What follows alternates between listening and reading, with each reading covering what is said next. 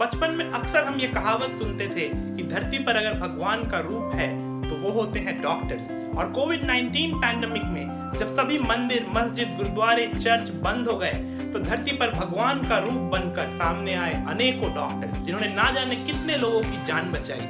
और आज जो एस्पिरेंट्स भविष्य में अच्छा डॉक्टर बनना चाहते हैं, उनके लिए बहुत जरूरी है कि वो नीट के एग्जाम में अच्छा परफॉर्म करें। देखो, किसी भी एग्जाम में अच्छा परफॉर्म करने के लिए अच्छी प्रिपरेशन तो जरूरी है ही, साथ साथ नीट जैसे कॉम्पिटिटिव एग्जाम में जहां पर हर साल 15 से 16 लाख बच्चे बैठते हैं और उसमें से सेलेक्ट होते हैं सिर्फ 70,000 एमबीबीएस की सीट्स हैं इंडिया में।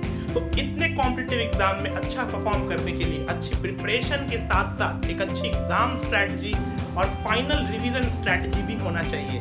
और अब आपको पता है कि आपका एग्जाम बस एक वीक दूर है, इसीलिए क्योंकि मैं खुद तो मेडिकल बैकग्राउंड से हूँ नहीं, इसलिए मैंने अपने कुछ फ्रेंड्स जो कि अभी इंडिया के टॉप मेडिकल कॉलेजेस में या तो अपने सेकेंड ईयर या थर्ड ईयर में हैं, उनको इनवाइट किया है कि वो आपसे अपने व्यूज शेयर करेंगे कि उन्होंने अपने प्रिपरेशन के टाइम पे क्या क्या चैलेंजेस फेस की थी, उन्होंने लास्ट मोमेंट पे किस तरह की दिक्कतों का सामना किया और कैसे उसको ओवरकम किया, और वो आपको बताएंगे कि how you should attempt the paper. तो आइए एक एक करके उनको सुनते हैं।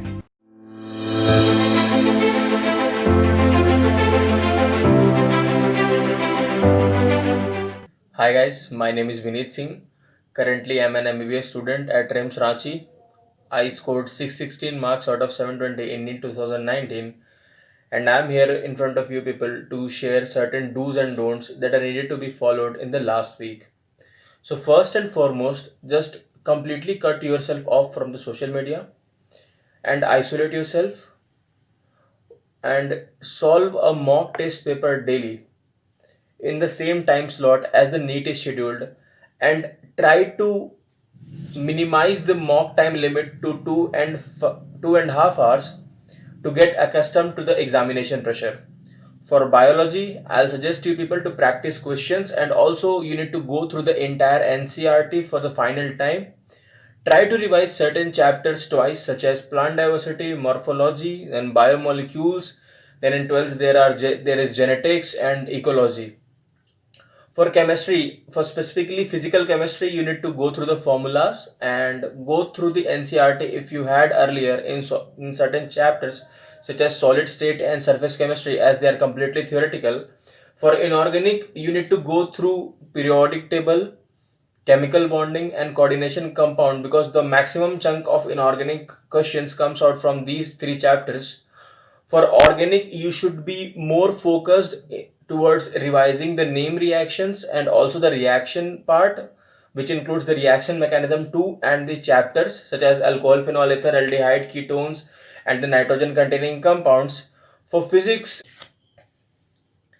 in physics, go through the formula of all the chapters and also go through the previous year question papers, because that is gonna give you actual insight of how, like, what kind of paper is gonna come. And go through the concepts of certain chapters such as work energy power, elasticity, heat and thermodynamics, SHM waves, AC, electromagnetic waves, optics, modern physics and semiconductor, because maximum weightage or maximum question of physics comes from these chapters or these units. And during the final time, don't start any new topic. Be confident about what you have studied till now. And okay, so finally, as best wishes to you people and all the best. Hey guys, I'm Sonam. I'm an MBBS student in AIMS Bhopal, and here are some advices regarding your NEET exam जो आने वाला है। तो revision करो अच्छे से और try not to skip any topic, क्योंकि आपको नहीं पता किस टॉपिक से इस बार क्वेश्चन पूछे, और हो सकता है आपने जिस टॉपिक को स्किप कर दिया हो ये सोच के कि ये ज़रूरी नहीं है, उससे कोई इजी क्वेश्चन पूछ ले जो आपको नहीं आता हो और फिर आपको छोड़ना पड़े एग्ज़ाम में। तो ऐसा मत करना, सारे टॉपिक देखो और रिवाइज करो ठीक से, एंड ट्राई टू बी काम ड्यूरिंग द पेपर, क्योंकि वहाँ पे पैनिक करने से कुछ नहीं होगा। रिज़ल्ट के बारे में मत सोचो, बस पेपर दो ध्यान से, मन लगा कर सारे क्वेश्चन सॉल्व करो और रिज़ल्ट की टेंशन बिल्कुल मत लो। And the order to attempt the paper should be best मेरे हिसाब से वही होता है बायोलॉजी, फिर केमिस्ट्री एंड देन फिज़िक्स, ताकि लास्ट में फ़िज़िक्स सॉल्व करने के लिए टाइम काफ़ी हो आपके पास। और बायोलॉजी ट्राई करो कि एक बार में ही सारे क्वेश्चन जितने आते हैं वो कर लो, क्योंकि जितने याद है वो आपको हो ही जाएंगे, जो नहीं याद है वो लास्ट तक भी नहीं याद आने वाला। तो ऐसा नहीं कि क्वेश्चन रिव्यू करने के लिए छोड़ दिया कि ये अभी डाउट में है, लास्ट में आके देखूँगा, तो वो टाइम नहीं बचता लास्ट में आके देखने के लिए। फ़िज़िक्स में ही आप लगे रहोगे लास्ट में।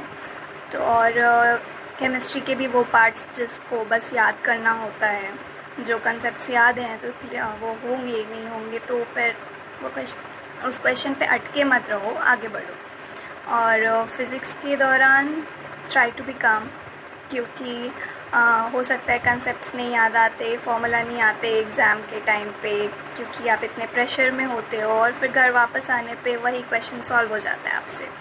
तो इसलिए दिमाग को शांत करके फ़िज़िक्स सॉल्व करना और नीट एंड क्लीन कैलकुलेशन करना जहाँ पे भी करो, ताकि ज़्यादा कन्फ्यूजन ना हो, और बस अच्छे से दो exam. All the best. Hello everyone, I am Rohan Raj, first year MBBS, currently studying in Vardhaman Mahavir Medical College and Safdarjung Hospital, New Delhi. So, as you know, around 1 week बचा है तुम्हारी NEET exam को, and this is the time that you have to just relax and wait for your exam. By relaxing, I mean अब कोई pressure और stress नहीं लेना है. Like what you've studied all through the year, just revise that part. Right? Important formulas, highlighted points of NCERT, important examples, name reactions. बस यही सब करने हैं. Do not try something new this time, right?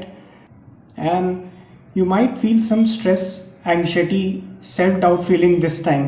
सो घबराने की बात नहीं है, this is normal, we all go through that feeling, right? बस इम्पॉर्टेंट यही है, have confidence in yourself, have trust in a preparation all through the year. अगर मेहनत सच्ची है तो कभी असफल नहीं होगी. Talking about the paper strategy, give paper in that sequence that you're comfortable with and it's scoring for you, and try to give paper in at least 2 to 3 rounds. This will not only save your time, but you will be able to solve many questions as well.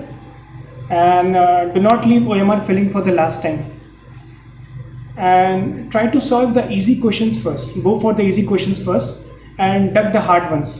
Hard ones you can do later on. Do not panic and lose patience in exam hall, either due to the invigilator or any other reason, क्योंकि वो हमारे हाथ में नहीं है. हमारे हाथ में है पेपर देना, हम वो देने आए हैं. So just concentrate on that and do not think about anything else. Lastly, have a good routine, eat a good diet, if possible do some meditation which will increase your concentration power, and all the best to everyone. You will surely do well. Hi, I'm Kshitij and currently a third year MBBS student at IGM's Medical College, Patna. I'm making this video regarding the last few minute tips for your NEET exam, which is hardly 1 week away. So, according to me, don't try to mug up new concept in the last few weeks. Just try to stick on your basics and NCERT as much as possible. Revise NCERT biology especially, right? Give your remaining test series honestly within 2.5 hours so that you can get an extra S in your exam, right? Also try to revise the previous year paper of NEET and AIMS, right? So that you can get an idea about the question patterns, right? From this year onward, I guess only NEET will be there and no AIMS and ZIPMER exam is there. So give your best in this exam.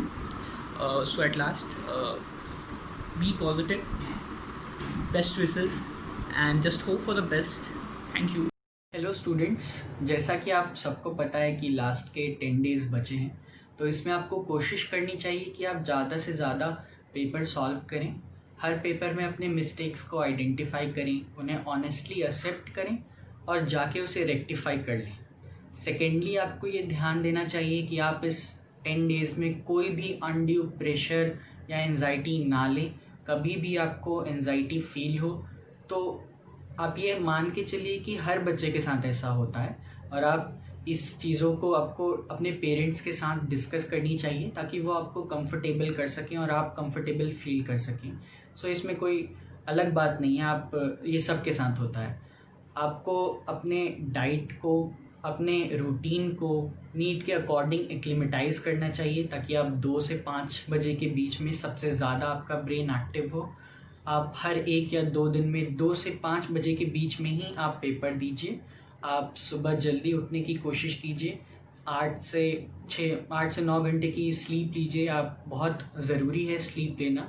Exam के 1-2 दिन पहले आप कभी भी अपने brain को access workout करके या टायर मत कीजिए, कुछ भी ऐसा नहीं कीजिए, रिलैक्स कीजिए। सिर्फ वही कंसेप्ट्स जो आपको लगता है इम्पॉर्टेंट है सिर्फ उन्हें रिवाइज कीजिए, एक लाइट रिवीजन दे दीजिए, इससे ज़्यादा और कुछ नहीं। आपको ज़रूरत नहीं है कि आप एग्ज़ाम के 1-2 दिन पहले कुछ ज़्यादा पढ़ाई करें।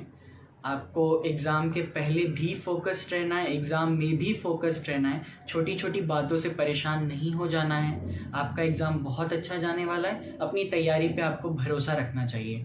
और एग्ज़ाम के पहले आप एक बहुत अच्छे लाइट मूड में रहिएगा और एग्ज़ाम देते वक्त भी हमेशा ये ध्यान रखिएगा कि कभी भी आप से सवाल ना बने या कुछ भी ऐसा हो तो आप परेशान नहीं होइए, या इन्विजिलेटर की वजह से भी आप परेशान नहीं होइए। आप हमेशा वहाँ लाइट रहने की कोशिश कीजिएगा। आपका एग्ज़ाम बहुत अच्छा जाने वाला है। So best of luck. तो जैसा कि आपने अपने सीनियर्स को सुना, उनकी बातों को अगर मैं समराइज करूं तो मॉरल ऑफ द स्टोरी यही है कि अब आपको कुछ नया नहीं पढ़ना है, अब आपने जो पढ़ रखा है उसको ही अच्छे से रिवाइज करना है। एग्जाम पॉइंट ऑफ व्यू से जो जो चैप्टर इंपॉर्टेंट है उन चैप्टर्स को अच्छे से रिवीजन करो, उनको ज़्यादा टाइम दो ताकि आपके एग्जाम में मैक्सिमम क्वेश्चन बन जाए। सेकेंड इंपॉर्टेंट थिंग, आपको टेस्ट देने की आदत डेवलप करनी होगी। अभी आप 3-3 घंटे के मॉक टेस्ट देना स्टार्ट करो। हर दिन 1 या 2 मॉक टेस्ट तो जरूर दो। मॉक टेस्ट के नाम पे आप नीट के प्रीवियस ईयर भी बना सकते हो। नीट या एम्स के प्रीवियस ईयर 3 घंटे में बना के देखो कि तुमसे बन रहा है कि नहीं बन रहा है। अब देखो नेक्स्ट इंपॉर्टेंट पॉइंट ये है कि तुम अपना एक एग्जाम में पेपर अटेम्प्ट करने का एक सीक्वेंस सेट करो। तो वो तुम अपने स्ट्रॉन्ग सब्जेक्ट के हिसाब से कर सकते हो। अगर आपका बायोलॉजी स्ट्रॉन्ग है तो सबसे पहले बायो के क्वेश्चंस करो। अगर आपकी केमिस्ट्री स्ट्रॉन्ग है तो सबसे पहले केमिस्ट्री के क्वेश्चन करो। अगर आपका फिजिक्स स्ट्रॉन्ग है तो सबसे पहले फिजिक्स के क्वेश्चन करो।